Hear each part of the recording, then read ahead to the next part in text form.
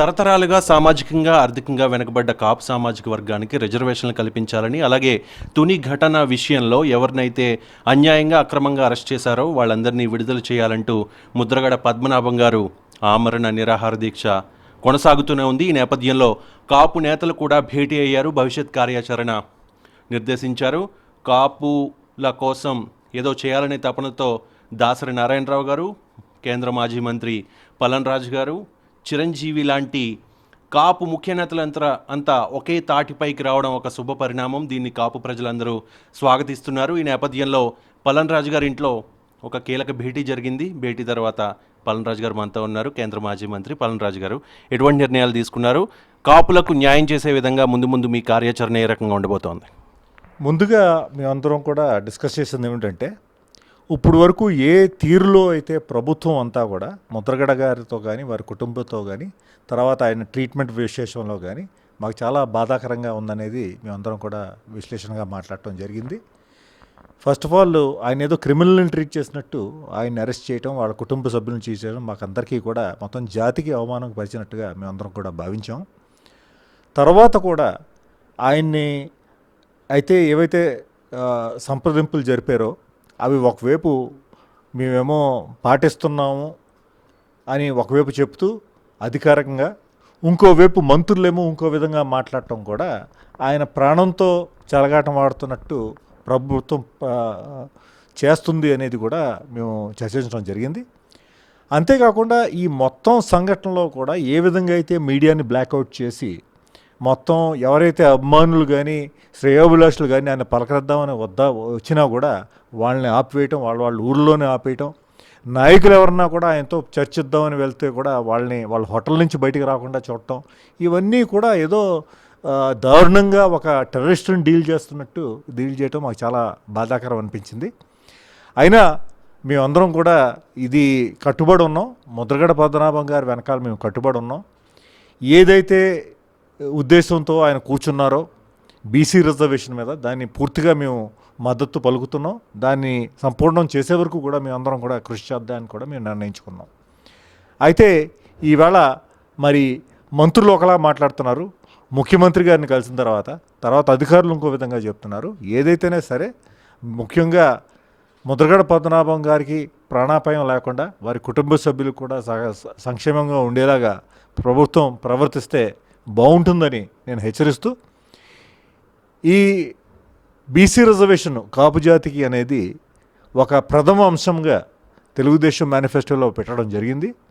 అది ఇంప్లిమెంట్ చేయడంలో సిన్సియరిటీ ఏ విధంగా ముఖ్యమంత్రి గారు కానీ ఈ ప్రభుత్వం కానీ ఎగ్జిబిట్ చేస్తుందని మేము ఎదురు చూస్తున్నాం. ఓకే, ఏ పార్టీ అధికారంలోకి రావాలన్నా ఆంధ్రప్రదేశ్లో కాపుల అంటే మీ సామాజిక వర్గం ఓటర్లు కీలకంగా ఉంటారు. ఈ నేపథ్యంలో 2014లో చంద్రబాబు నాయుడు గారు మేనిఫెస్టోలో పెట్టారు.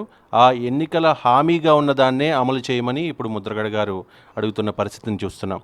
అయితే మంత్రులు కొంతమంది రెచ్చగొట్టే విధంగా ఏదైతే ఎవరి ఓట్లతో ఈరోజు మంత్రి పదవుల్లో ఉన్నారో అధికారంలో ఉన్నారో వాళ్ళందరూ ఈ రకంగా మాట్లాడడాన్ని ఏ రకంగా చూడాలి? వాళ్ళకి ఏం చెప్తారు మీరు?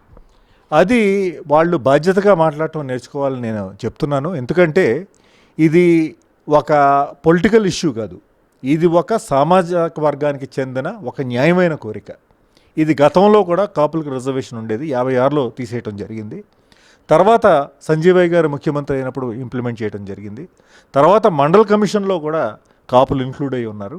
ఇలాంటి పరిస్థితుల్లో ఒక ఎన్నిక హామీగా ఇచ్చిన చంద్రబాబు నాయుడు గారిని నెరవేర్చమని మేము కోరాం, కానీ అంతకన్నా మేమేం కోరలేదు. అయితే దీన్ని అర్థం చేసుకోవాలి. ఈ దృష్టితో వాళ్ళు అర్థం చేసుకుని మెచ్యూర్గా మాట్లాడటం బెటర్ అని నేను వాళ్ళకి హితోపదేశం చేస్తున్నాను. ఓకే, ముద్రగడ పద్మనాభం గారి ఫ్యామిలీని రాజమండ్రికి తరలించే సందర్భంలో మనం చూసాం, చాలా దారుణంగా అరాచకంగా ఆడవాళ్ళు అని కూడా చూడకుండా ట్రీట్ చేసిన పరిస్థితిని మనం చూసాం. తర్వాత కూడా రాజమండ్రిలో మీడియాని దగ్గరికి రానియకుండా, కుటుంబ సభ్యుల్ని దగ్గరికి రానియకుండా ఈ రకంగా అంటే ప్రజాస్వామ్యంలో ఉన్నామా లేకపోతే నియంతృత్వంలో ఉన్నామా అని చెప్పి చాలామంది ఆలోచించుకునే పరిస్థితి. సో సర్కార్కి ఏం చెప్పబోతున్నారు మీరు? అందులో ఏం సందేహం లేదు, చాలా నియంతృత్వంగా వాళ్ళు ప్రవర్తించారు. మీడియాను బ్లాక్అవుట్ చేయటం, తర్వాత ఏమో అభిమానులనేమో దగ్గరికి రాకపోవడం, ఇవన్నీ కూడా ఏదో ఒక ఆయనకి హాని చేద్దాం, ఆయన ప్రాణంతో ఆడుకుందాం అనే ఉద్దేశంతో చేసినట్టు కనిపిస్తుంది. అది చాలా నిర్లక్ష్య వైఖరి కనిపిస్తుంది. దీని గురించి అందరం కూడా చర్చించుకుని చాలా బాధపడ్డాం. ఇది ఈ విధంగా కొనసాగింపు జరిగితే అయితే సమాజం నుంచి, సామాజిక వర్గం నుంచి ఎటువంటి రియాక్షన్ వస్తుందో వాళ్ళే ముందు ముందు చూస్తారు. ఓకే, మీరంతా కలిసి కాపు ముఖ్య నేతలంతా కలిసి రాజమండ్రి వెళ్దామా వద్దా అనే దానిపై భిన్నాభిప్రాయాలు వచ్చినట్లుగా తెలుస్తోంది. సో కార్యాచరణ ఏ రకంగా ఉండిపోతోంది? వెళ్తే పరిస్థితులు శాంతి భద్రతల విషయంలో చూస్తే కనుక కొంచెం శాంతి భద్రతలు విషమించే అవకాశం ఉంది కాబట్టి శాంతియుతంగా వెళ్ళే అవకాశం ఉందా, లేకపోతే అక్కడికి వెళ్ళే ఏదైనా ఒక నిర్ణయం తీసుకునే అవకాశం ఉందా? ఇప్పుడు ఒక కొలుక్కి వస్తున్నట్టు మాకు సమాచారం అందింది.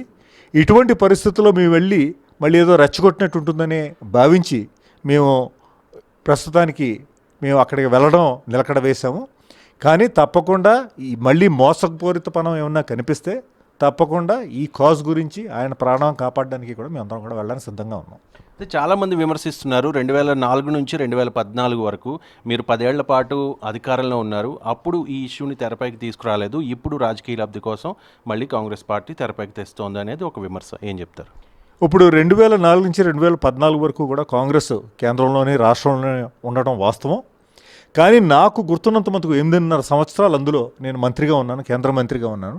నాకు తెలిసినంత దృష్టిలో ఇది ప్రథమ సబ్జెక్టుగా ఎప్పుడూ రాలేదు. అది మర్చిపోయామనేది కాదు, కానీ మేము ఎప్పటికప్పుడు కూడా మాకు అఖిల భారత కాంగ్రెస్ కమిటీ హైకమాండ్తోని, తర్వాత ఇక్కడ కూడా ఈ అంశం ఉంది, ముందుకు తీసుకువెళ్ళాలనేది చర్చ జరిగింది. కానీ దాని గురించి స్ట్రాంగ్గా ఎప్పుడు పబ్లిక్ నుంచి వచ్చినట్టు మాకు కనిపించలేదు. అప్పుడు తర్వాత రాను రాను తెలంగాణ అంశం ముందుకు రావడంతో అది బ్యాక్ బర్నర్ మీదకి వెళ్ళిపోయింది. ఇది ఈనాడు రావడానికి, తునిలో 10-15 లక్షల మంది రావడానికి కారణం ఏమిటంటే అది బలంగా కోరిక ఇంకా ప్రజల మనస్సులో ఉంది గనక. అయితే అందులో ఎన్నికల హామీగా తెలుగుదేశం ఇవ్వడం వల్ల కూడా అందరూ కూడా ముందుకు వచ్చారు. ఇది ఇప్పుడు తర్వాత ఈ ప్రభుత్వం ఏమీ చేస్తున్నట్టు కూడా కనిపించలేదు సంవత్సరంన్నర. అందువల్ల ముందుకు వచ్చి ఇది ఇంప్లిమెంట్ చేయండి అని మొదలుపెట్టారు. కానీ కాంగ్రెస్ పార్టీ రఘువీరారెడ్డి గారు పూర్తిగా మద్దతు ప్రకటించారు. అలాగే అఖిల భారత కాంగ్రెస్ కమిటీ కూడా పూర్తిగా మద్దతు ప్రకటించింది. ఈవేళ బిల్లుని పార్లమెంట్లో తీసుకురండి, ఈ సబ్జెక్ట్ని మేము సపోర్ట్ చేస్తామని కూడా చెప్తున్నారు. అందులో ఏమీ వెనకంజ లేదు, అందులో ఏమీ సందేహం లేదు. మేము పవర్లో ఉన్నప్పుడు మాత్రం ఇంత స్ట్రాంగ్గా సబ్జెక్ట్ రాలేదు. అంటే 9వ రోజు దీక్ష కొనసాగుతుంది. 9 రోజులు దాటిన పరిస్థితిని మనం చూస్తున్నాం. ఒకవైపు కుటుంబ సభ్యుల ఆరోగ్యం కూడా విషమిస్తోంది. ఈ నేపథ్యంలో సమస్య సామరస్యపూర్వకంగా క్లోజ్ అయితే బాగుంటుంది, కాపులకు మేలు చేసే విధంగా, అలాగే ఎటువంటి లా అండ్ ఆర్డర్ ప్రాబ్లం రాకుండా ఉండే విధంగా. సో కాపు యువకుల్ని మనం చూస్తున్నాం, ఎక్కడ పడితే అక్కడ గోదావరి జిల్లాల్లో సంయమనం కోల్పోయే పరిస్థితిలో ఉన్నారు, రోడ్ల మీదకి వస్తున్నారు, ఎక్కడికక్కడ పోలీసులు వాళ్ళని అణచివేస్తున్నారు, కొన్ని చోట్ల పోలీసు అధికారులు వాళ్ళతో అనుచితంగా ప్రవర్తిస్తున్న వార్తలు కూడా మనం చూస్తున్నాం. కాపు యువకులకి మీరు ఇచ్చే సందేశం ఏంటి? ఈవేళ మన ముఖ్య ఉద్దేశం ఏమిటంటే ముద్రగడ పద్మనాభ గారి ప్రాణం కాపాడుకోవాలి, వాళ్ళ కుటుంబం సంక్షేమంగా ఉండాలి. తర్వాత మన డిమాండ్, కాపు బీసీస్లో చేయవలసిన డిమాండ్ గురించి తప్పకుండా పోరాటం చేద్దాం. కానీ ఈ పరిస్థితుల్లో నిగ్రహంగా ఉండండి అని నేను కాపుల్ని కోరుకుంటున్నాను, కాపు యువకులు ముఖ్యంగా కోరుకుంటున్నాను. నేను ఈ విధంగా ఏ వైఖరిలో అయితే ప్రభుత్వం ప్రవర్తించిందో, మీడియాని బ్లాక్అవుట్ చేస్తూ మళ్ళీ పోలీసుని ఏ విధంగా వివరించింది అనేది మనం తప్పకుండా గమనించాలి.